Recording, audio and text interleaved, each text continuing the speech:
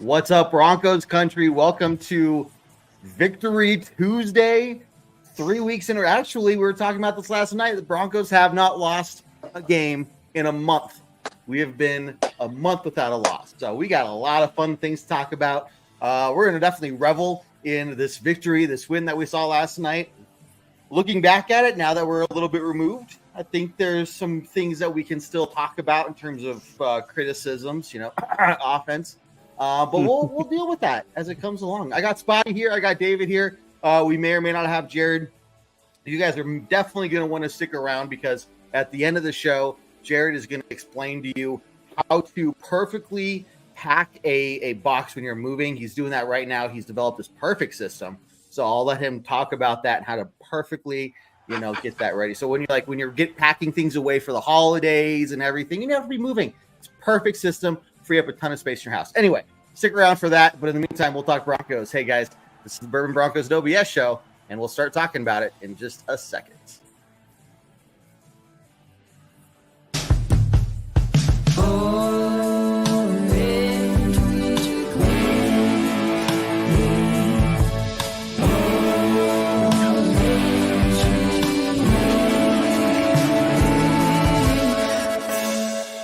Orange Weekly. Fans, brews, and Broncos news. Well, guys, here we are. We are 4-5.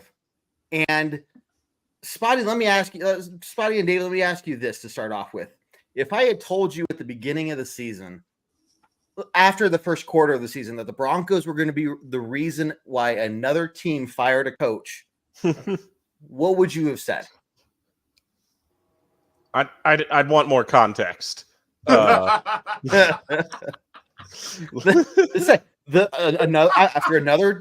the Broncos play a team, they are going to fire a coach because of the Broncos. Would you have believed that?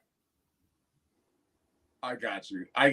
And the answer is hell no. Are you kidding? You understand what I'm saying? Okay. After dropping 70 points to the Dolphins, I'm like, you know what? We're going to give them most points ever in his NFL season. That's exactly what's going to happen to us. I would have definitely told you, okay, whatever information future Kev Dan that you have, you were smoking the reefer. You were on something crazy, man. So I absolutely don't believe this would have happened. Ken Dorsey probably should have been fired a long time ago. Anyways, that this would have absolutely happened. So good on the Broncos. They've changed everything up. They brought David back. I'm back, guys. I'm back. Everybody who watches this show knows I was done. I was out. I was ready to pack it in for next season. 70 burger. I'm telling you, I bottomed out, and it's just been a totally different season since then. And John, always a pleasure to see you. We don't know where Big Haircut is. That's what we call him usually. Big Haircut. It's true. Yeah. It's true. Behind his back mostly. Anyway, guys, so you were talking about it a little bit, Kev, but now that we're 24 hours removed, 22, whatever, from it, let's look back a little bit dispassionately at the good and the bad. And what do you think, Spotty? What was your biggest on offense? What was your biggest bright spot, and then your biggest trouble sign last night? Well, we're going to talk about it probably more than one time. And the fact that I got pointed to at first, I'm going to steal it. It's Cortland Sutton's touchdown catch. You guys just showed the stat. I think I've seen the stat a couple of times. Now Russell Wilson has the two most impossible catches by next-gen stats, which is ridiculous. I love it. I watched it several times. I made my girlfriend watch it several times. She's, let me know. That was great. I love that drive. That whole entire drive was fantastic. There are probably about 11 other drives that we had that just that didn't look good. We are our own worst enemy on offense most of the time. So here's a promising drive. We get to the 40. We get to the 45. Hold call. Lloyd Cushenberry, hold call. Cortland Sutton, hold call. McGlinchey. You get a hold. Everybody gets a hold. I'm telling you, man. Yep. And I even on a kick return sometimes. And so there we go. And then the next play we do a wide receiver bubble screen, and the next thing you know, it's 3rd and 12. So I don't know. I think the glaring hole is still penalties. That we're still talking about it. I think we let it go the last couple of games, but we're not going to get, our schedule's not going to get any easier if we're going to continue to shoot ourselves in the foot like this. Then the next 4 or 5 games don't look exactly promising. So that's what I got. Yeah, Absolutely. And Terry, it's definitely the case where love Vaughn to death. Will have him retire as a Bronco. Obviously, we've been talking about it. I will say his on the field production this season has not been remarkably better than Randy Gregory. That being the case, if we were going to pay one of those two guys to not be very good for us, I would rather have paid Von Miller to not be good for us because he's freaking Von Miller. We're talking about that contract, though. Von could spend a lot of money. That's true. That's true. Very much so. Yeah, absolutely. Kevin, bright spot and downside for the offense. For the offense, I think. Well, I want to start with the negative just because it was what happened first. One of the keys to the game I had was the Broncos offense needed to go out there and at least put up some points on the board on their first drive. Now, technically they did that, but that's only because they got the ball on the 30-yard line. And I think they ended up moving backwards at least a little. There was basically didn't do anything because penalties, right? And so they settled for a field goal. If you look out there, the first time they actually got the ball kicked off for them, nothing happened, right? So they were never able to get in a rhythm early on. And the weird thing is, they had so many chances. In the first half, they had 5 or 6 drives, which is, 2 or 3 more than normal, So they were getting all these chances. And it was, after the first 2, so 3 points off the first drive. And then another 4 or 5 drives after that, we still had 0 other points, right? So just this inconsistency, and we talked about penalties are probably driving it as well, but just being too fancy. Okay. Key says here, can they stop with freaking reverse? It never works. I don't know why we did that on 2nd and long, which ended up putting us to 3rd and long, I think, after that. You talk about the wide receiver bubble screens, so some of those things that just are not working, we keep trying, right? Now, we'll say this. When the Broncos offense needed to get something done, I absolutely needed to, they made something happen, right? They moved the ball down the field before half. They set themselves up to get an even bigger lead, after halftime, but came out after half and didn't really do much. But then at the end of the game too, again, I had very little confidence. I had 0 confidence that we were going to be able to even get field goal range to end the game. But they did, so it's almost like, when there's okay, stop playing around. It's time to get this done. They went out there and got it done. So there's still bright spots. They just got to figure out how to put it together. So I don't know, man. Yeah, and that maybe is I guess that is the bright spot to me, is that even though they're still trying to put it together, and even though they had the starting field position at the 42, right? That's their average starting field position for the night. And they still put up 24 points after getting 4 turnovers. It's not what you want to see. You'd like to see more, but they still go get that win. They still, like you said, get the points when they absolutely need to have them in the clutchest spots. And despite how dysfunctional it does look at times, they're able to go out there and still get it done and win football games. And that, it just feels so different from the dysfunction that we saw last year, even though some of the problems are the same, right? It's right. Those penalties that we're talking about. And they might just be one of the most penalized teams of the year. To me, and I see where you guys are all coming from, the reverses, the complicated plays that just don't seem to be working, and they keep trying them. But it feels to me like with this coaching staff, what they're trying to do is show these players that these can lead to success in the long term if you do the fundamentals on these plays correctly. And I think we've seen that on the defensive side of the ball pay dividends already. And I think it's just taking a little bit longer for the offense to come along. But those fancy plays, the reverses, halfback throws. I think we're building towards one of those working spectacularly, and when it does, we're going to be like, whoa. Well, I like that, man. Look, and when that happens, like, obviously, I am not going to complain, right? Other than, why couldn't you have done that sooner, right? On maybe the 5th time you tried it instead of waiting till the 305th time you tried it. But it's I think it just comes down to being a well-coached team versus a not well-coached team. And finally, they've got a coaching staff that can instill these principles versus one last year that you're like, well, they're just going to keep trying that and hope that it's going to work instead of having a plan for making it work.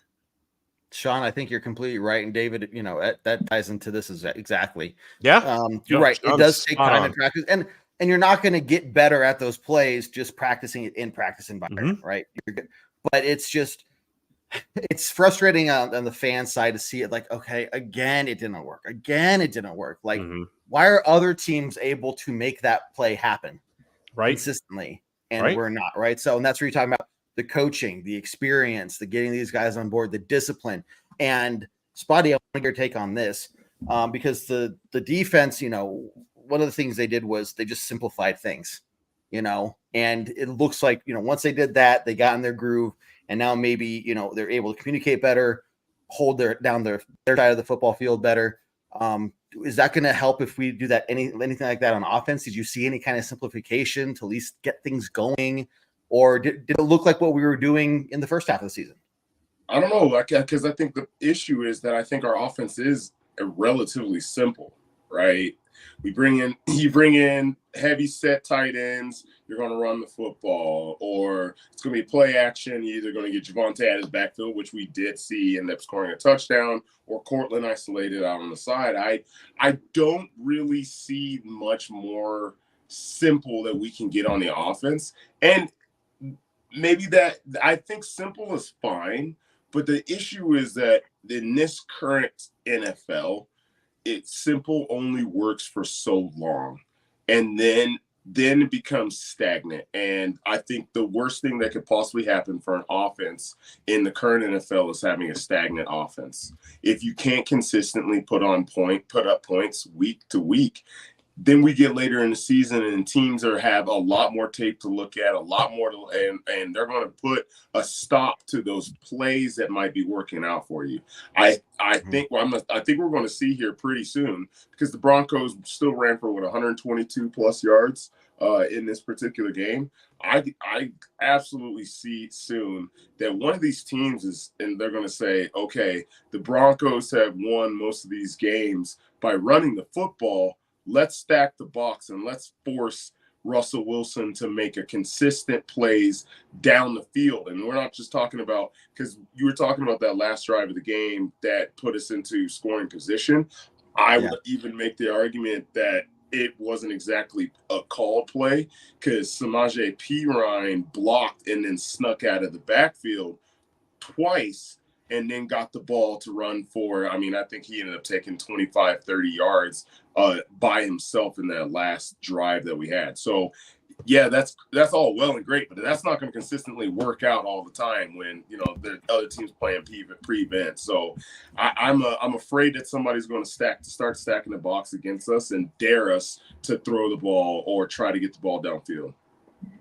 Yeah. And, that's a really great point. And I'll tell you what scares me even more than that is them stacking the box, like you say, and not even daring them to throw down the field, daring them to throw short, daring them to try and dink and dunk their way down the field, because it's not Russell Wilson's strength. It never has been, and he doesn't want to do it this year either. And that, we've seen him be able to connect at least semi regularly on a deep shot or two per game if they're there, but the short and intermediate passing game just continues to bother me. It's not exciting. I think that's the biggest issue. It's just not. I'm like, oh, great. Yep. It sucks that we just can't find an exciting offense, right, to complement a good defense. And that's what this year's turning out to be again, right? At first, it was just zero defense and a little bit of an offense, and now it's turned around where it's, obviously the defense is the reason we won the last 3 games. Kind of reminds you of 2015 a little bit. Whoa, Captain. I said a little bit. I said a little bit. Special teams is another reason the Broncos have been very successful, and that is something that's different. True. Very true. That's very true. I'm blown away by Marvin Mims out there on punt and kick returns right now. I think we've talked about it the last couple of weeks. He's probably leading the league in yards, and he put us in incredible position yesterday. I would say 3 to 4 times, and you're looking for your returner to do that 1 to 2 times a game. If you get 1 to 2 times where they put you in good field position, you're like, you know what? That's a good day for special teams. And this man is putting us on the 40, the 45, the 35 constantly, and we just couldn't put it together to get all the rest of the yards. I mean, I think we might have kicked a field goal or something on one of those times. Yeah.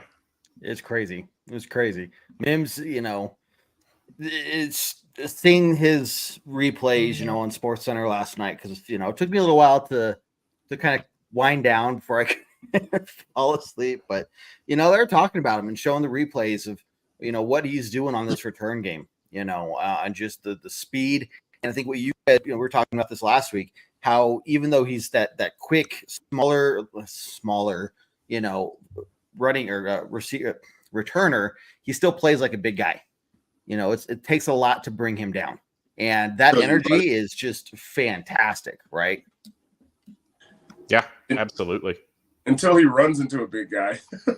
Well, yeah, that was pretty funny. I was like, ooh, that hit. I seriously think, that was a football hit. Hey, you know what? Yeah, he could call Trendon Holiday. Trendon Holiday got lit up by Pat McAfee, so nothing could be worse than that hit. Yeah. Yeah, right. Good Lord. All right. Well, go ahead, Kevin. No, go for it. Go for it. I'm wondering, and we've been talking about we've been hearing all the Russ discourse from every side, right? And there's points to be made from everybody about how he's playing this season. Like, yeah, the touchdown, the interception ratio is great, but the yards per attempt this last game was as low. I think it was his lowest of his entire career. So you really are getting kind of 2 Russell Wilsons this year. But I feel like to a certain extent that's been him the entire time he was in Seattle too. And I feel like that's kind of why that fan base was so, split on him, and the corny personality stuff all came up after he left, and they all just didn't mind talking trash about him after he left. It's because he's always done this to a certain extent. Like, he's always taken these sacks that that make you cringe and scream at your television. And then he goes out and does a Cortland Sutton type touchdown throw in the same game. And you're just getting less of the magic than you did when he was in Seattle, but you're also getting more of the magic than you were last season. And it just puts Broncos country in a very confounded place, I feel like. Yeah. That's very true. Because I don't know, me personally, I don't know how excited to fully get about this. Like, there's enough evidence for me to be like, yeah, you should be excited. But then you look at the schedule ahead, and it's like, okay, they still have a ways to go. So is this trajectory going to keep going, or at some point are they going to find that they've plateaued and have kind of reached their max, or peaked for the year, right? Where is the peak for this team? I don't know yet. And that's where it's kind of like, the next game's coming up, and I just hope it's not a disaster. You know what I mean? Like, I want to keep riding this for as long as we can, to really just, show the NFL that, hey, we're back, and don't be talking all offseason about how the Broncos suck again. The Broncos are going to be the bottom of the AFC West. Let's talk about what can the Broncos do to win the AFC West, right? And so that's what I want the second half of the season to go. And if like next week is the week we peak and we have to see the rest of the season, the Broncos kind of, flutter out, it's going to be a long offseason, right? So I just want to see them continue to build this. But I don't know. What do you think, Spotty? Here's what I was thinking about, because I want to see Russell throw 250, 300 yards. Those games are way more exciting to go for 300 yards and 3 touchdowns. But the way that this team is currently built, I would say that if Russell was throwing for 200 plus yards, the Broncos were in trouble or are in trouble. Mm-hmm.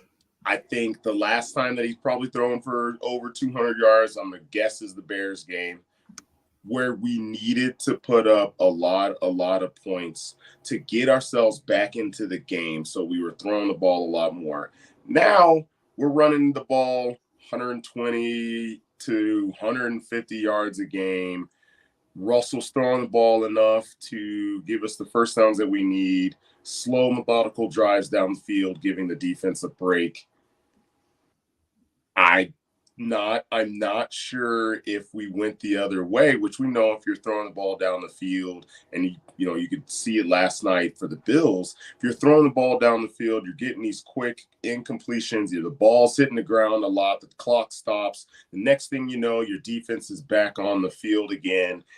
And then they're in a spot because they have to stop a team that maybe, rested, or a team that's raring to go. So besides the excitement as a fan, I want all the yards. I want to be that team that puts 700 total yards up on somebody for 70 points, or, whatever the Cowboys did to the Giants this last weekend. But all at the same time, winning ugly might be our style of football.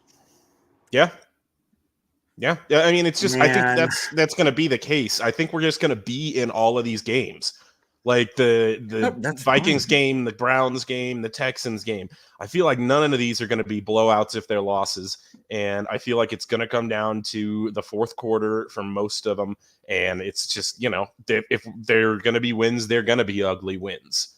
Like it's going to take longer for the offense to get it where they're really firing on all cylinders. It may not happen this season. Like they may not look perfect or an ideal spot at any point for the rest of the season. But, as long as they make progress between now and the end of the season, I'll be optimistic going into next year. Yep. You could probably look at the schedule and even look at it, maybe 2 possible games where the offense had the ability to just go absolute 8, on us. And you could point towards the Lions, Chargers, or possibly the Texans. But all at the same time, all of those teams have showed that they can come out and have absolute duds against a stingy defense. And I am on board and saying now that it's sustainable in what we're doing. I just think the only thing that's not sustainable for the Broncos defense is the turnovers, considering that in 2 games we have 9 and the other 7 we had 7. So yeah, right. Yeah. So I was going to talk about that next. Okay, so we got to regress back to the mean at some point. Yeah, exactly. And that's where it's great to see the defense get those turnovers. You're not going to have 4 turnovers in a game. You're not going to have 5 turnovers in a game. In 2 weeks, how many points have we had off of turnovers off the 9 turnovers? 10? Like, I really don't know. Like, it's not much. Yikes. It's not much, right? It's very few. Yeah, I think it was more than that last week, but this week it was like 3 or something like that. It was it was not great. Yeah. So that's where the problem with the offense steps in of, man, the defense is doing everything they can. You're not going to get that every week. You get 1 turnover, you have got to take advantage of that, because that could be the thing that turns the game, and it turns the tide of the game, right? Yeah. So if you're just like, oh, we screwed that one up, we'll just wait till we get another one, right? We screwed that one up too. We'll just wait till we get another one. That ain't going to happen, guys, right? And what about in the games where you lose the turnover battle? Is that an instant loss for you? Right? Because you're not doing anything on your drives anyway. And when you do get a turnover, you're not doing anything with it then. So it's just missed opportunities. And I don't know, maybe it was exacerbated when we saw that, last night, the team goes out there, very first play of the game, gets a turnover. Offense was like, oh, I didn't think we were going to go for a while yet. What are we doing here? So I don't know if it was like just the ability to have the understanding of here's what we're doing, get the motivation, keep it up, or what the case is. But just time and time again, I'm telling you what, one of these weeks, that's going to be the reason they lose, is because even if they win a turnover battle, they're not going to get any points off of that, and it's going to be the reason that we lose. I'm telling you right now, it is something that they don't fix. It's going to happen. We have one truly stifling defense left on our schedule, and that's what I'm kind of looking at and saying they have put it to, and I'm talking about the Cleveland Browns, of course. Who would have ever thought about talking about the Cleveland Browns in that regard? But they have put it to some much better offenses than ours, and they're playing almost our brand of football, except they're doing better at it. So they have a stout defense that's getting them turnovers, and then they're running the ball with Jerome Ford and Kareem Hunt, and just hoping Deshaun Watson doesn't, turn over the ball in those games. So, but they do it better than we do. So right. I would say that, it's going to be that. And then maybe when you see Detroit, who's actually really good at stopping the run, those are those games that we're going to really need to find our identity, because I was hoping that after the bye that Sean Payton would come out and say, actually, I've been holding on to all these freaking plays on this play sheet that is poster board size out there. I've just been holding them back for the second half of the season. Now we're about to go hog wild. But, there's a second side to this thing? Oh, yeah. I should start using these plays. Like he peels the thing apart and there's a whole new set of plays. And maniacally you hear the transformer sound. It's like chirp, chirp, chirp, chirp, But of course, over this next half, just like you said, Kev, Dan, the turnover ratios maybe going to be a little more even, or we're going to lose the turnover ratio. And those games that we've lost, I bet you every single one of those games we lost the turnover battle. Mm-hmm. Yeah. No, I bet you're right. Yep. Well, and it's going to be really interesting too against this Minnesota team coming right up, guys. You've got Josh freaking Dobbs out here playing like Michael Vick. This is a good transition. This is a really good transition into the game. So, my first question to you guys, and it should be the question for everybody, is who is this Dobbs guy? Where did he come from? Is he real? Or are we just trying to figure out what he does? Like, where's this guy been? I know, with Kirk Cousins playing, but just holy crap, 2 weeks in a row and they've won both games, It's just outrageous, man. I could tell you the whole background of Josh Dobbs for you, man. University of Tennessee. He was a pretty good baller there, drafted by the Pittsburgh Steelers. He was bad enough when he was with the Pittsburgh Steelers that they let him go to Mitch Trubisky to be the backup to Kenny Pickett. All right? Yeah. And then he bounced to Cleveland, and then from Cleveland to Arizona, and they were thinking about starting a rookie to start the year off. So there is no team that is hotter right now. I want to say the Broncos were hot. We're very hot. But we're probably second or third hot, because right now the Vikings are in fuego. And they've been doing it without Justin Jefferson. Mm-hmm. Yeah. And now without Kirk Cousins and Justin Jefferson. It's crazy. And from Arizona he comes, where, they decide, I don't know what's going on there. They're winning too many games with Josh Dobbs this season. So they ship him to Minnesota. It's malpractice that the Jets didn't try to trade for him and just stuck with Zach Wilson, but that's not, I don't work for Woody Johnson. There's 5 teams that look at this guy right now and they should probably be like, we screwed up. I mean, that last game, Cardinals versus the Falcons, both those teams were like, were watching his highlights on the Jumbotron thinking, yep, we screwed up. Yep, for sure, man. So, I mean, do you feel confident? And I want to set up on the pregame podcast shows, guys. Everyone, remember, we do have a pregame podcast. You can listen on Spotify, iTunes, Google Play, Stitcher, wherever you listen to your podcast. David and Jared, I don't know if Jared's going to be there this week, but they do a great job, breaking down everything to look forward to coming up in the next week's game. So we're kind of giving you a taste here of some of the topics. But, David, to not spoil it too much, like all the talk about Dobbs, the question for us Broncos fans is, can this defense handle him? Or are we looking at a long day? Hold on. I got a question for David. Go. So it's looking like Justin Jefferson is going to play in this game. Oh, God. Don't say these things. Who's a better wide receiver, Stephon Diggs or Justin Jefferson? Justin Jefferson.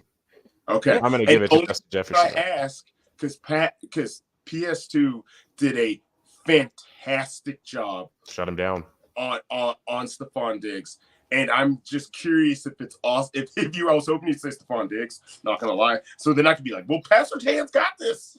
Oh boy. Yeah, no, I'm sorry. I think Justin Jefferson is, I can't, you've got all these great receivers in the league right now, but if he's top 3, and I don't know where you put him in that category either. There's an argument for him to be in every spot in the top 3.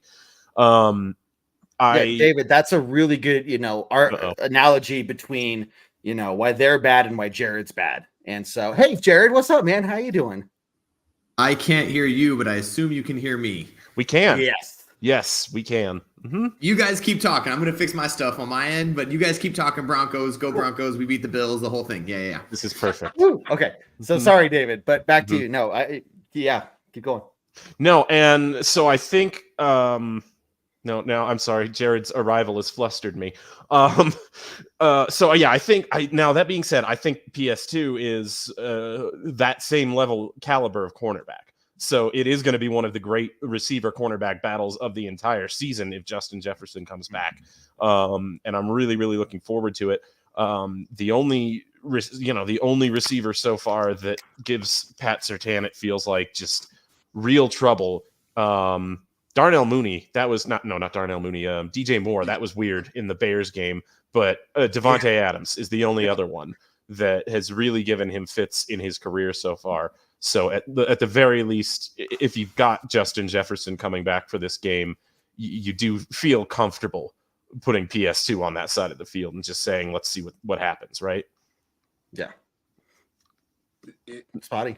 It feels a lot like I'm going to probably try to use another sports analogy with the way that the Vikings are going. It was like the situation a long time ago. Lynn Sanity, when that one random guy came and played for New York Knicks and they went on a tear, right? No one saw it coming. As of right now, no one saw Josh Dobbs coming in that game against, I believe it was Atlanta, after only being in the team for 3 days and then tearing them apart in the second half, and then subsequently doing the exact same against the Saints.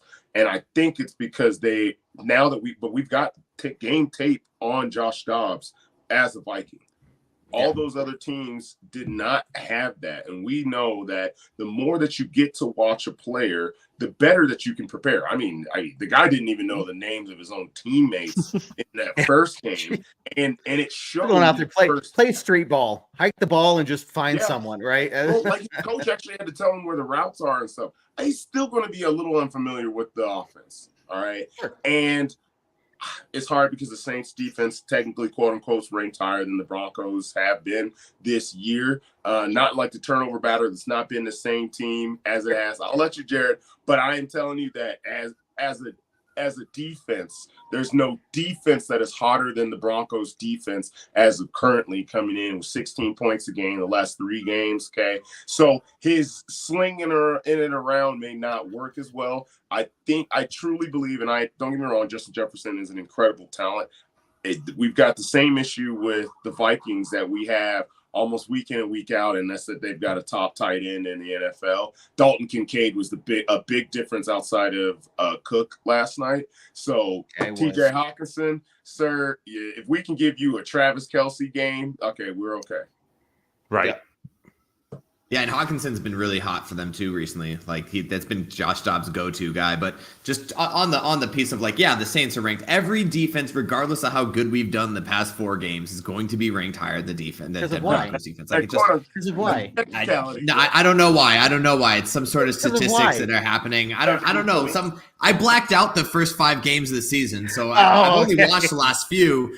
And right now, I'm rolling on that roller coaster. I'm gonna trying, stay man. on that After you roller went on that coaster. rant on the podcast, I know I'm going to try and bait him. I don't want to talk about it. Bait him as much as I can. Now, I'll say this. David's over here trying to get me on the board. Statistically, the Broncos defense is 9th in DVOA over the past 5 weeks. So if we get, I don't know where the Saints stand up in that regard, but yeah, your guys are right. Obviously, the first part of the season is just going to skew that forever. But at least now we can quantify how good it's been and that the eye test is matching what the statistics are saying. Yeah. So here's the question. We don't talk about fantasy, but I think it's a good question in this regard. And because I have Hawkinson on my team and we're the ones talking here. So, but we're looking at tight ends and how we've been able to kind of tailor or reel them in a little bit. Kincaid was 5 for 51 last night. So kind of similar numbers to Travis Kelce, right? So 2 weeks in a row now we've seen that. Now we see a really hot Vikings team coming in, right? They're looking to extend everything that they've been doing that's successful, and one of which is utilizing their tight end. So do you see that being a favorable matchup more for the Vikings and really utilizing Kincaid, or do you think that we're still going to be able to utilize what we've done the last couple of weeks to neutralize that threat, and meaning I should take him off my fantasy team? I'm gonna targets. TJ Hawkinson had 15 targets this last week. Yeah, don't take him off your fantasy team. I know, man. No. Anybody who sees 10 plus targets in any game, that's somebody that you always put on, and you also wager on. Just saying. Yes. The biggest thing about it is that on the other offenses, minus the Chiefs, I guess, the tight end's not the one who's going to see the bulk of the targets. They're not seeing. That's not what the first look is. First look for the Bills really should be Stephon Diggs. So even though Dalton Kincaid, what was that touchdown? Probably 30 yards. Yeah. Mm-hmm. And man, I'll tell you, Justin Simmons was out of position only by a little bit. Oh yeah, he looked like he could have hit that ball 2 yards more, and he would have had it. But that's not the way it went. Anyway, I think the biggest issue for us, and I don't think it's not TJ Hawkinson. He's also an up and down player. I bet you the week before the guy probably had like 4 for 60. Just like a Travis or Dalton Kincaid. I think the issue, especially for us, is that the Vikings are going to want to establish the run first, which they're not very good at. But neither was the Bills, and neither were the Packers and or the Chiefs. And if they establish the run, now Madison's probably going to be out this week. Alexander, he had a concussion. Yeah. Okay. Which helps us out. But again, he hasn't. I mean, they haven't had a great run game to begin with. And talking about fantasy, that's because I had Madison on my fantasy squad for a while. James Cook. Yeah. But the Broncos don't have a great run. They still don't have a great run defense. Now that issue is James Cook was the only reason they scored on that one drive. They didn't pass once on that entire drive. Right? No, you're lucky. right. Yeah, it was lucky. When was the last time you seen a ball bounce back right back into his hands? It's never happened. That has never happened, and it will never happen again in the history of football. Now, I will say, that bad run defense has been mitigated somewhat by the fact that they have been a lot better in the red zone, right? So, you can let the team run all over you between the 20s, but if you just give up a field goal to show for it, then you're doing all right as a defense generally. Bend don't break mentality. Yeah, exactly. And that's, really that's kind of been Vance Joseph's principle of Vance Joseph's defense. This earlier in the season, they were bending and breaking. It was just broken. Yeah. You look at it and it's broken. You look at it and it just goes snap. Yeah, there was no bend. So those rubber bands, like when we talk about the rubber band theory, like you just don't let it break, you don't get that far. But these were the rubber bands that have been sitting in your closet for 30 years, and you found them, and then when you went to go like pull them, it just immediately like shattered into a bunch of it just melted. That's what we were in the first 4 seasons. Then you realize you can't use the 30-year-old rubber bands anymore. You wanted to try because that's cheap, but then you just give up and go to the store and you bought just went and found a new one. Yeah, that's but we fine. didn't find any new ones. We just figured out how to make these ones work, and I'm still dumbfounded at what's going on and what the difference is. But now I want to scroll all the way back. Speaking of this conversation, Jared, you're transitioning to a comment that John made like half an hour ago about whether or not Jackson has a starting spot if PJ Locke is healthy. And I think it's a worthy question. I think you will at least see them all on the field more often if PJ Locke is once PJ Locke is healthy again. Obviously, until he is, it's going to be Jackson's spot now that he's back from suspension. But what do you guys think? I mean, I think it's a good opportunity where you can utilize both of them pretty evenly, right?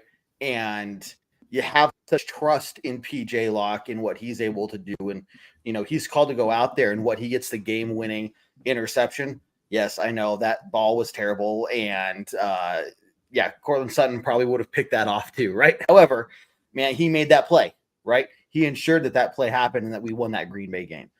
He's made all these other plays since then too. In fact, somebody else said it earlier, when PJ Locke kind of walked off the sideline and wasn't looking good, it was like, oh no, right? So to have Kareem Jackson back as well, I think that maybe even relieves some of the pressure off of Kareem Jackson to like have to, go out there and, don't hit as hard. And we're going to hit too hard. I don't know. Like just, you really utilize both of them pretty evenly, keep them both, from getting too tired. And then if one is just having a better game, then that's the one you go with, by like the second quarter, going into the second quarter, going to halftime. And like, man, this guy is just locking everything down. Maybe that's the guy you go with. I don't know. But what do you guys think? You had to. Please tell me you had to say that. No, I don't even think he did it on purpose. I don't even think he did it on purpose. I think he's just now realizing what he did. Yeah. I don't know what I said. The good. So we're not going to tell you. Here's my big thing. I don't know. Jackson is a physical, like strong safety. He's an old school, like probably could be playing linebacker type, just a little bit undersized, strong safety. Like he's a physical guy, load the box if we need to. Locke is not, he's physical, but he's not nearly as physical as Kareem Jackson. I'd be interested to see if Locke could play in the slot corner or not. Now, I don't know. I'm not in the practice. I don't know where he could go, but I definitely can see him playing slot corner. What are you going to do with Ron McMillian? Put him out in corner for, I guess, Mathis is, man. Yeah, we got Marone. But if we have a good problem on our hands if we can play it. But even then, like I'd be okay with PJ Locke going in there and giving those guys some rest and getting it done. I just don't know. Sean, you shouldn't. So why'd you tell him? Sorry, go ahead. Here's the thing. No, Keith, I'm not in a bathroom. I'm in my empty house right now. But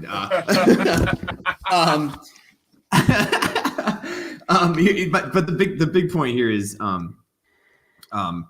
we have a lot of good DBs that are playing well. Mathis is still not playing well. I was so surprised to see him in the game last week because I don't think he got many snaps before that game. And then I don't know if they were trying, like he won his way back in practice. I don't know what happened. And then obviously it didn't go well. And then you didn't see him the rest of the game, which I think at this point is kind of like, never wish ill will on any player. And, he's just a liability in the backfield right now. And we need to give Moreau and all these guys, like they're playing well. Let's give them the chance to continue to play well. Yeah. We talked about special teams earlier. Steve, how you doing, man? Glad you're here. Say again, Spotty. Have we heard what's happening with K1? Oh, he's hosed. He had to he's like getting a second opinion on his injury because it's which like is never a good thing. Right. I think he's definitely gone for the season.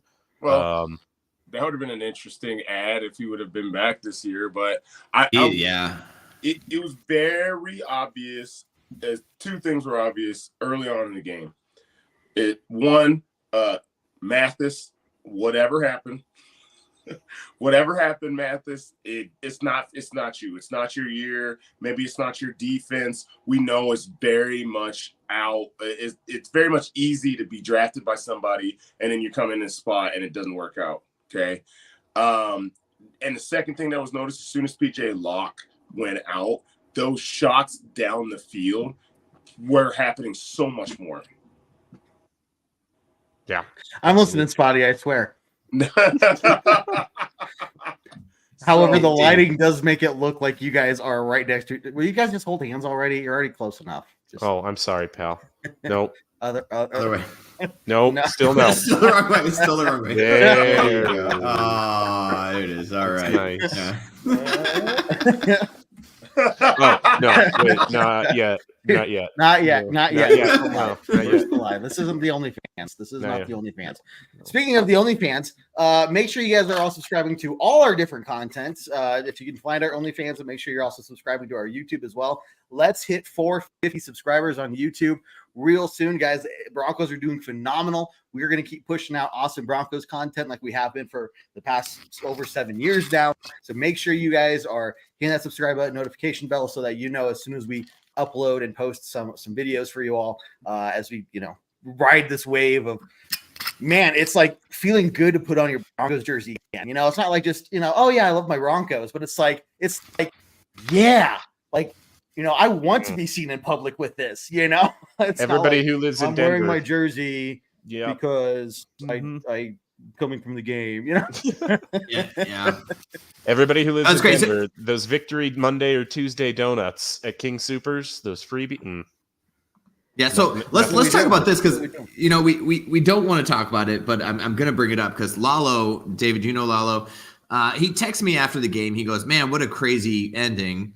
I said, "Yeah, it was great. Like super happy. I was stoked. I was on live with you guys." And he goes, "Man, this like puts you back in the playoff picture." No. So I told him to shut his dirty mouth, and I told him I can't say that. Not put us in the We playoff can't say picture. those words. We cannot say those words. No. However, it opens up possibility if we can go on a streak and we go on a run. We talked about it a couple of weeks ago after the Kansas City game. We talked about it.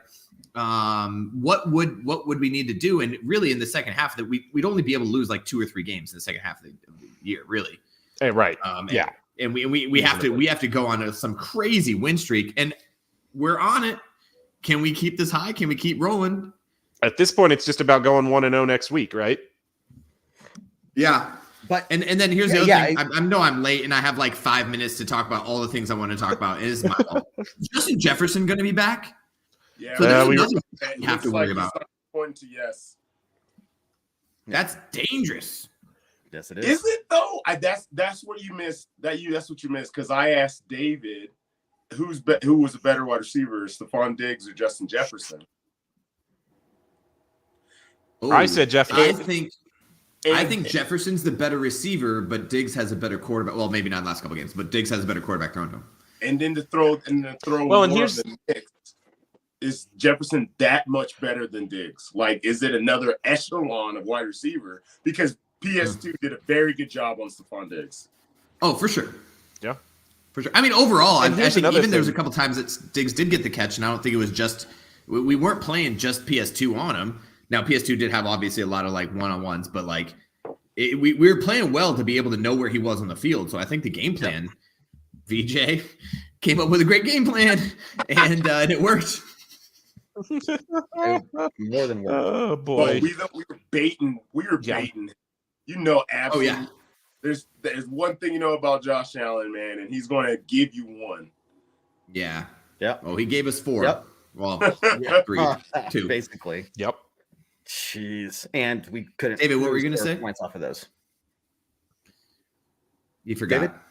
Nice. Honest to God, now I can't remember. Oh, here it is. No No, I worries. got it. Okay. So here's the other thing about Justin Jefferson coming back. I know he's a quarterback's best friend because he's that great a receiver. But with Josh Dobbs, the 15 targets to TJ Hawkinson last week, that tells me we're trying to feed the tight end because that's the safety valve right now. I don't know the system all that well yet, and my tight end's going to be there to bail me out kind of numbers to me, especially when Josh Dobbs is making as many plays with his legs as he currently is. So I think he's, like you said earlier, Spotty, he might still be getting up to speed in that offense. So maybe we'll see that may affect his production with Justin Jefferson as well. Jared, I can see you just don't like it. Yeah, so Go for it. I don't like it because I did watch that game. I watched that game start to finish, and Dobbs was spreading the ball out pretty well. Now Hawkinson just happened to be like it wasn't safety net tight end guys. Like, it wasn't safety net tight end dump off. It was like, dude was wide open in the middle of the field. Like, if Josh Dobbs didn't throw to him, he's not an NFL quarterback kind of person. Like, so it was schemed. It was schemed. It was schemed to get that guy open. And I think the fact is that they have outside of Justin Jefferson, they don't have the number one wide receiver outside. Like, the number one wide receiver after Jefferson's out is Hawkinson. No. So it's no. Jordan Addison. No way. No way. Oh, no, he is. No, man. Hold on. Okay, no, finish. He was not getting open. No, anyway, so he was not getting open. The wide receivers were absolutely not getting open, and Hawkinson was getting wide open. He was getting open in the middle. He was getting open on the outs. He was getting open on the deep corners. He was no matter where he was on the field, the ball was going to him because he was the guy that was. I don't know, and I don't know if it was schemed that way. If the Vikings were like, you know what, we need to scheme to get this guy open because maybe they don't trust Addison. I like the guy, but I just don't think they trust him to be the number one guy that you could just throw to when you need it. And Dobbs was just getting to him, and it wasn't safe. I'll just say this: it wasn't safety net. He had 15 targets, but like maybe one or two were safety net targets. The rest of them were like downfield. Like, what's his first look?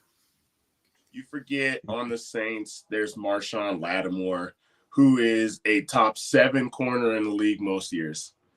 Yeah. So I mean, you can't expect any rookie wide receiver to go in against a guy who has shut down Mike Evans, and everybody can say whatever you want about Mike Evans over the year, but the guy has over 1,000 yards, and guys like Baker Mayfield throwing him the football. He has shut down that man almost every single time that they were in. Now, is Addison on the level of Justin Jefferson? That is not even close. But Addison would probably be a number one on our team. Fair. Oh, a lot of teams. A lot of teams. He's had a great season, bud. Like, Addison he's had a good season because Justin Jefferson's been out and he is the number one guy. But I don't think he's better than. I don't think he's better than like Cortland Sutton or Jerry Jeudy. Dude, that's even crazier. So it's even crazier. You're the rookie wide receiver. The number one guy is gone. So that means the absolute focus as a wide receiver is on you, and you're still on you. Absolutely. No, I'm not saying he's bad. I'm saying he's a great wide receiver. I'm just saying he's not. If he came over to the Broncos, he's not our number one right now. I gotta say, I mean, the stats. He's got 45 receptions, 600 yards, and 7 touchdowns already. I don't know, man. Yeah, but how many times? The Vikings. It'd be passing. tough. We got to look at everything. Like he's how many times are they passing? Right? Like, they're passing a lot more than we are. Who's throwing him the ball? I mean, before Josh Dobbs, right? Kirk Cousins. Yeah. Kirk Cousins. Let me not get into this whole Kirk Cousins and Russell Wilson right now, but I'll talk about it later. We digress. We're looking at trees. We got to see the forest, fellas. Can we go back to what you were saying earlier, Jared? What you were talking about. So Kev Dan pulled up the schedule for the rest of the year. Okay. Yeah. I was talking with my pops today at lunch. Okay. And the next couple of games we go, what is it? Okay, there it is. Okay. I'm telling you right now, in the next 5 games are going to be the difference makers for the Broncos. They need to go no worse than 3-2. Exactly what I was going to say. Gotta be. No, I think you can drop to the Lions and the Browns. I think if you go 3-2, you can at least talk about having enough momentum to go 3-0 for the rest of those games of the season. Exactly. Because the Patriots are huge. You're home against the Chargers, and that's a revenge game against the Raiders to end the season. And very possibly, hey, if the Broncos win and maybe a couple teams lose or some other things go our way, that's a chance to get in. So you're right, going 3-2, depending on who you lose to there, but you get that momentum to finish the season out like that. And at the very least, you go into the offseason with, it's going to be nothing but really good conversation around the Broncos. You go into the offseason. Yeah. That's what you go in with. You go in with continuity on your roster and your coaching staff. Man, is that crazy? Okay, you got probably the hottest team in the NFL in the Vikings. You've got the number one defense in the Cleveland Browns. One of the other next hottest teams, right? the Texans. Yeah. So we're talking about the next 4 games. 2 of those teams, the Browns and the Texans, are in the same boat we are, and they're on fire. Yeah. The Texans are on fire, and the Browns are absolutely killing it. Yeah. And did you guys watch At least that? we're home against the Browns. Being home against the Browns, especially if we beat the Vikings, you talk about a home crowd that is going to be absolutely pumped up and just excited from the very get-go. That's going to be a huge game. That could be the difference maker there, right? And so you're talking about finding ways to win and getting the crowd all excited, like legit excited. Holy crap, that could be just phenomenal for the team. Yeah, these next two home games are important because 3 away games against very prolific offenses it's going to be a change up. Absolutely. Yeah. So you got to take advantage of the home crowd, and when the home crowd's going to be excited, like, they should be. We should be now. If it feels anything like the end of the Chiefs game, and what we were feeling after this Bills win, it's going to be. People are going to be real happy, right? And so if you're the team, you've got to take advantage of that home field crowd there, because if you can go on the road there and steal a couple wins on top of that, man, right? But here's the thing. You look back, and I read an article from the Yahoo Sports. I know we're getting close to the end of the show here, guys, but before the game, they're basically talking about, is this a trap for the Bills? Is this the Broncos team that you want to play to get right against? And what we saw last night is we're not a team that's just going to roll over. We're not the team that was in Miami that's going to let you put 70 points up against us, right? We're a team that you guys start taking seriously. And these other teams are going to be fighting for playoff spots as well. And so every single game is going to get harder. And if we don't find a way to score like touchdowns, or score a lot of points off of turnovers, get consistent drives on offense, man, that defense is going to do everything they can, and it's going to be close games, but you're going to fall short unless your offense can really start getting something going, I think. Yeah. Yeah, absolutely. I know I wasn't here for the first half of the show, and I really want to say this. Like, I was riding the high last night. I was killing it. I was super happy, and we should be happy with a W. And I'm happy we got a W against a good team. I also am on the same side of, like, just like the Kansas City game, did we win that game or did Buffalo lose the game? And now the national media, right? I was at the gym this morning, Spotty. I got you back. I was at the gym this morning, and and all the national media is talking about, like, man, what's going on with Buffalo? I can't believe they lost that game. What did they do wrong? Where are they going? And at first I got mad, right? At first I was like, man, this is some bull crap, man. Like, I'm not cool with this. Like, we played well. And then the more I thought about it and the more they're showing some of this things, I was like, you know what? There was some times, like, it wasn't just like, now, for example, Justin Simmons' interception, great interception. He was in the right place, but it went off the hands of the wide receiver. Right? Yeah, but that's still the quarterback's fault. He threw the damn thing 90 miles an hour. Right. But it hit the wide receiver in the hands. Right. And so they made a mistake. Like, and so in baseball, they count those as errors. And if you look at the errors total that the Buffalo Bills made, there was a lot of them. And now we made some great plays. I think the first fumble of the game was 100% defensive working hard. There were some other things that happened. That pass interference, that was not a planned, like, the ball to be short and ducked up like that. He was getting rushed and threw off his back foot. I don't care what anybody says, like, oh, Russ is so smart throwing it. Like, get out of here, like, with that bullshit. Like, he was getting rushed. He threw it off his back foot, and they end up getting the pass interference. What if that guy turns his head? The game's over. What if and they talked to the Bills, which, by the way, I'm sure we talked about this. The Bills fired their offensive coordinator. What if the Bills, who had practiced apparently 15 times in practice the week before for that hurry up kick, didn't have 12 men on the field? That's a game over. Like, we're having a completely different conversation if we miss that field goal and they don't have 12 men on the field. And that's one play. We're having a completely different conversation on a lot of plays that are the Bills shot themselves in the foot. But I think it's about a 50-50. I think we played well enough to beat the Bills, but also 50% that the Bills just shot themselves in the foot.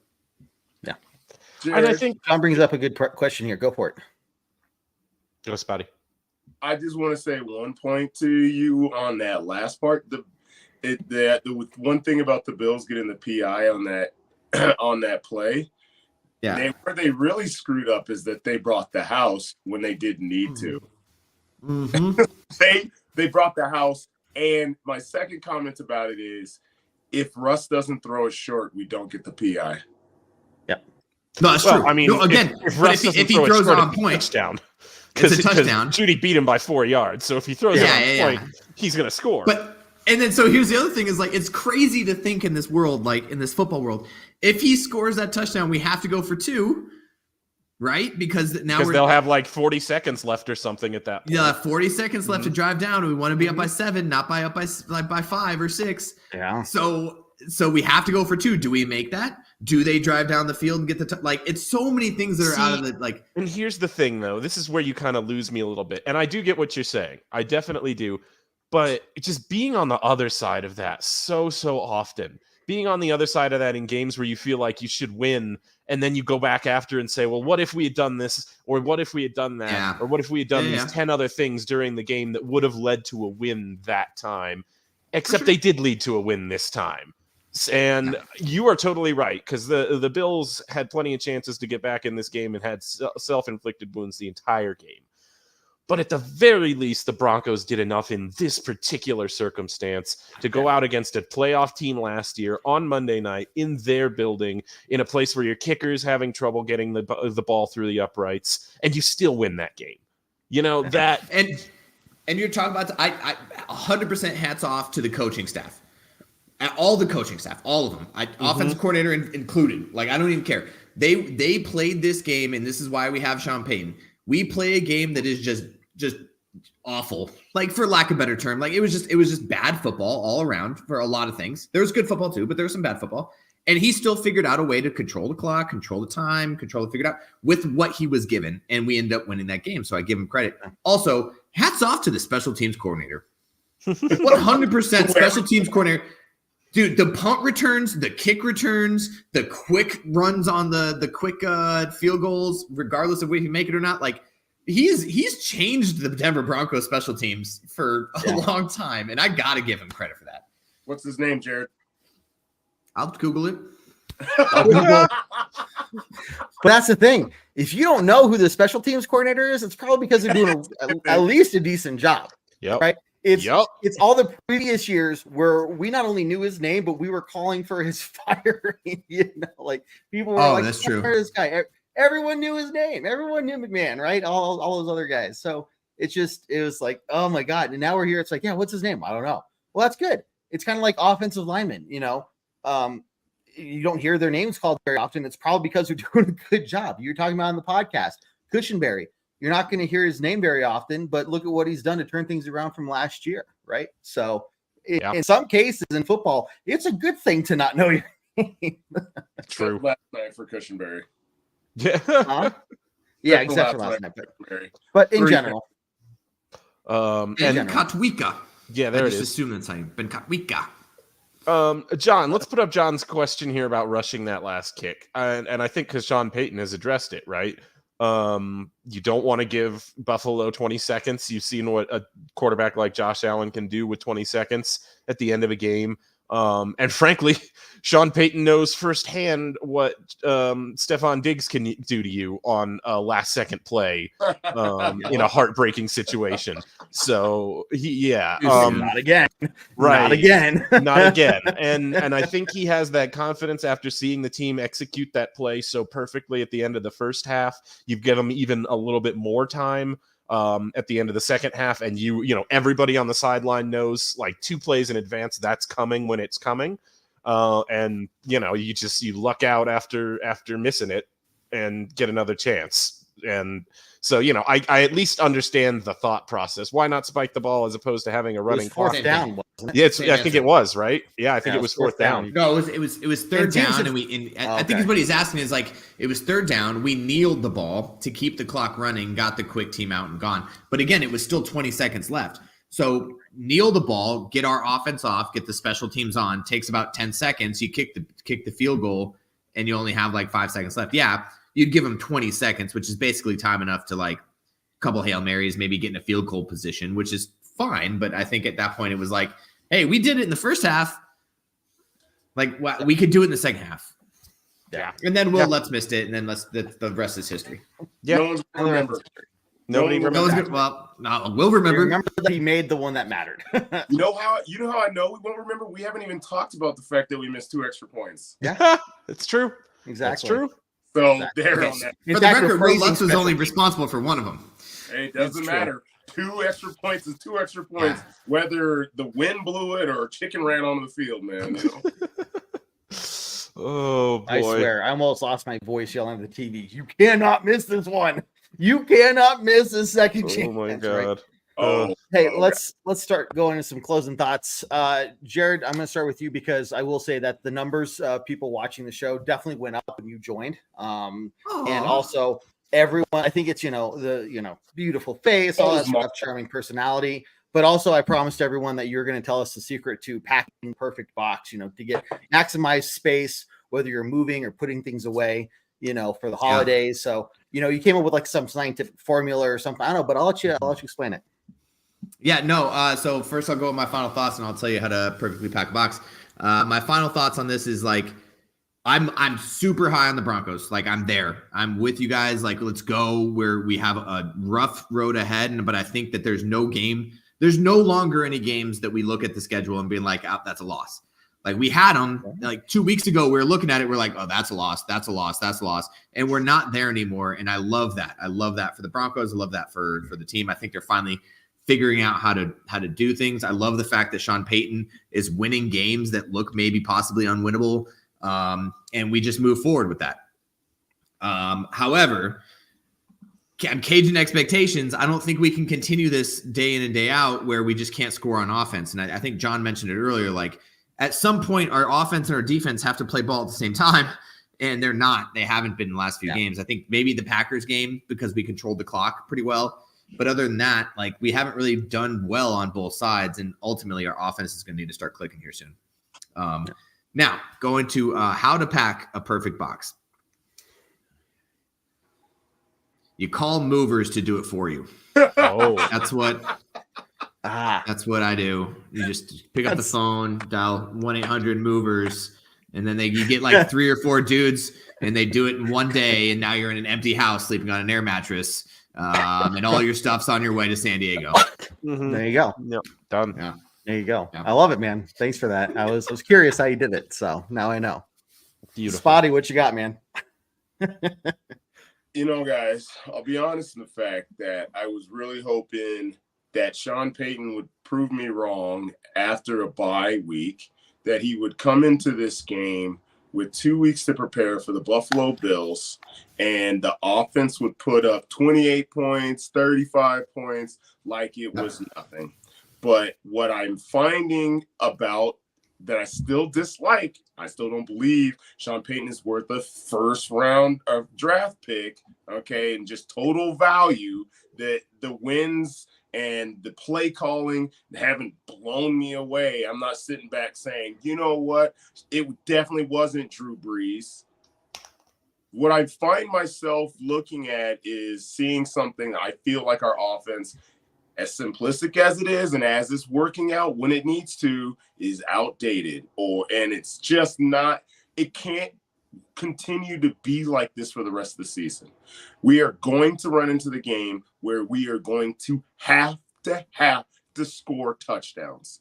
And when you get the ball from a defense that is playing they're out kicking their coverage right now. Okay. Oh, absolutely. They're like that tubby kid at high school that's now dating the supermodel. Okay. Like they're going way beyond what you would have ever expected, and you have to take advantage of it.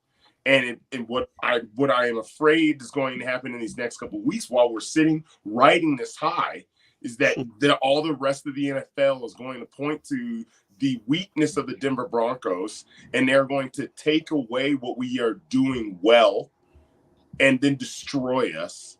And then we're back in a situation where I'm yelling at the screen after watching the NASCAR, that is the Dolphins, run around us for 60 minutes. I'm afraid that we're at this high. So I always talk negative right now because I feel I'm like I need to keep myself grounded before I catch myself thinking that, it's a shooting star when it's really a comet coming towards us.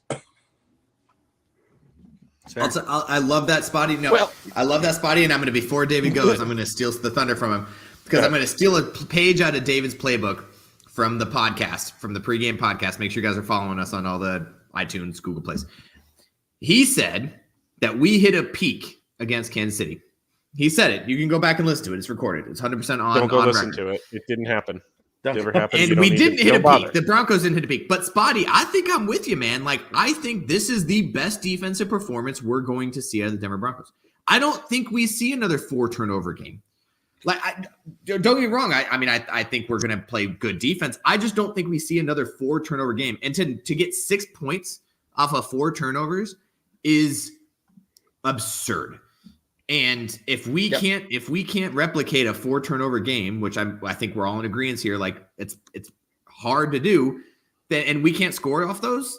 We had the ball in the 20-yard line in the first half of the game, like the first minute of the game, and we got 3 and out. So I'm with you, Spotty, and David. Also, a little shout out to you, making sure that everybody knows that you were wrong. Thanks, Jared. Always appreciate that. So I wanted to talk to all of Broncos country here because last night when I took to the social media streets and I expected revelry, I expected joy, and instead I was met with division. I was met with arguing. It was bitter. It was frustrating. It was people were angry, and are people wanting a low or a higher draft pick? No, nothing like that. It was just about this wasn't perfect, or they could have done this better, and it's wrong because of this, and you should be unhappy about it because of this. Yes, I see you, Spotty. I tried so hard. We went live afterwards. I tried so hard not to be that guy. I really did. I was in that mood. I was in there. And multiple things can be true here, guys. For sure. Broncos country can be happy. Just happy when they go do a thing like win in Buffalo for the first time in 15 years, or win on a Monday night road game for the first time since like 2012. We can just be happy about these things for their sake, while also admitting there are still real problems with the Broncos as a team and stuff that needs to be fixed if they want to keep winning games. And we don't have to argue about who is more right about these things and those things in the same moment. I feel like we can have both truths. I like it.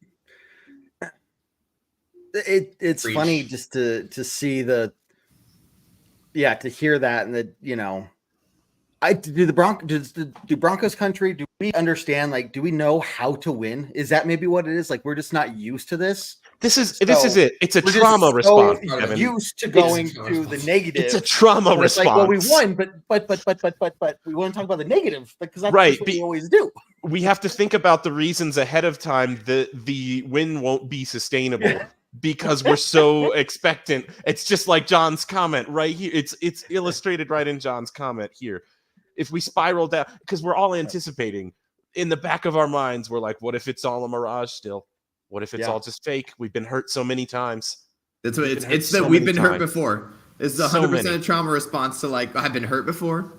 I've been promised things. I've seen some great things, and then I've been hurt before. Well, we've seen each other. We've seen this team play to the level of the team that they're playing way too often. So in a game, playing tough against the Chiefs and the Bills, and then to drop a game to frickin' Raiders, Yep. They've got to learn, and it's like now you're wondering, are they actually learning how to win? Do they beat the Packers in the, this 3-game win streak? Are they learning how to do it instead of playing up or down to an opponent and just learning how to win games? And I don't know yet.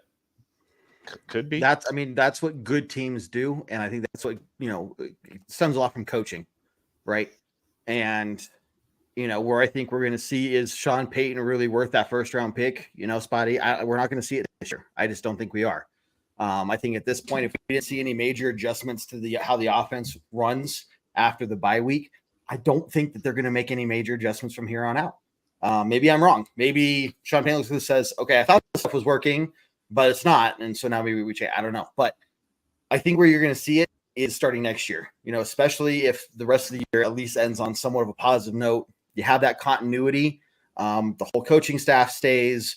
We're definitely at this point, unless something crazy happens, we're thinking Vance Joseph's going to stay. You're going to have continuity there. And you have players coming back feeling good. Okay, finally this team's on the right direction. Here we go. You know what I mean?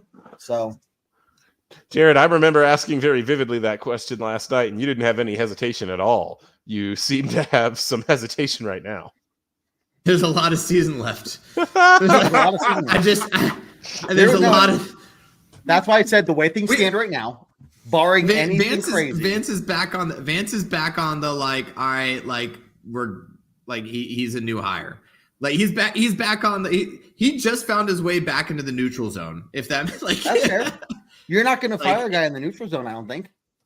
No, you're right. But there's a lot of season left, and we'll see. Yeah. And I hope he keeps it up because I think I'll tell you what, the one good thing about all this is that the defense is finally getting it together and communicating well. And we talked about this before. They're communicating well. They're passing off players. They're letting them know who's where. And we're getting picks and turnovers. I mean, shit, we just had a 4-turnover game. You can't say anything negative about it. But I'm just saying there's a lot of season left to see what happens. Just see what happens. Hey guys, okay, yeah, this definitely isn't the OnlyFans. You guys can check out the OnlyFans and all our other content on YouTube and Facebook and all those other places. Make sure you check us out: iTunes, Spotify, Google Play for the pregame and the postgame podcast. This will actually be the postgame podcast for the week since we did the Monday night game. But guys, get ready for it. Vikings, Stan, how you doing, man? Vikings coming to town on Sunday night. A little bit of I'd say big difference of a feeling. We had going into the Bills. They were desperate for a win because they've been struggling. Here we have a Vikings team that is on fire. And they're looking to continue the success that they've been having, not just all season, but the last couple of weeks. So interested to hear what you all have to say on the pregame podcast, guys. Make sure you go check that out. Hey, I think that's it though. Anything else from you guys? Then I think there's nothing else to say other than end it as we always do on a very strong Go Bronco. Bronco. Take care, everyone. We'll see you soon. Real soon. Do what I like, yeah, do what I like, yeah, do what I like. Sipping goose, sip is right, and I go with the flow, yeah, I go with the flow, yeah, I go with the flow, cause I know I'm the show. In the zone, here I go, in the zone, here I go, in the zone, here I go, yeah, they know